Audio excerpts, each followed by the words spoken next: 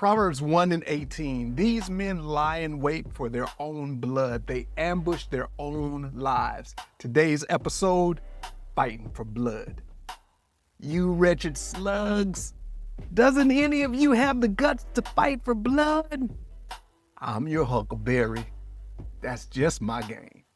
Man, I still get chills when I think about that tombstone scene. Johnny Ringo calls out Wyatt Earp and his brother, hungry for a fight. Wyatt shrugs, I ain't gonna fight you. Ain't no money in it. But Ringo rages, don't you have the guts to play for blood?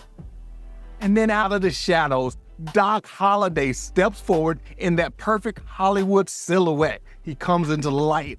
I'm your huckleberry. Blood, that's just my game. Blood. It becomes the ultimate proof of seriousness, life and death. If you want to prove you're real, then let's go for blood. But Proverbs 1:18 shows us the trap. These men lie in wait for their own blood. They ambush their own lives. The young thugs in this passage thought that strength and terror and violence made them real men. But in truth, they were digging their own graves. What they meant for others, they set for themselves. Here's the truth. Humanity has a strange romance with blood sport. We glamorize carnage.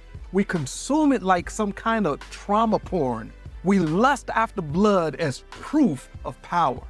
And it's not just the movies. Just yesterday, Pete Hegseth, along with Donald Trump, gathered hundreds of U.S. generals from all over the world at Quantico with a message as hard as penitentiary steel.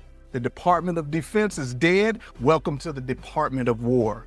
Strict grooming here. No more beardos. Strict height and weight enforcement. No more fat generals and admirals. Resign if you don't like it. And then Trump chimes in. If you don't like what I'm saying, leave the room. There goes your rank. There goes your future. It's ironic. Everyone wants to be the man. But when you finally look at the one who supposedly makes it to the top of the heap, how many inhuman things had to be done just to get there? And then there's God. Some people think that he demanded blood too. Does God want blood? Was God so wrathful, so uncontrollably angry that only the blood of his son could calm him down? That vision of atonement makes God sound more like Johnny Ringo than the Father of Jesus Christ.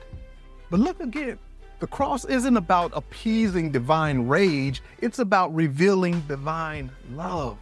Jesus doesn't play for blood like the world does. He pours himself out to show that God suffered with us, not against us. Process theologians remind us God is not a tyrant demanding payment. He is the relentless champion persuading, luring, and loving his creation toward healing. The cross, then, is God entering the worst of our violence and saying, even here, I'll be with you. Even here, love wins. Real talk, the world plays for blood. Christ bleeds to end the game. Prayer. Lord, free me from bloodlust. Help me love mercy. Today's challenge. When you feel pressure to prove yourself with toughness, power, or ego, choose compassion instead. Show your strength by lifting someone up, not by cutting them down. Proverbs Daily is a reader and listener supported program.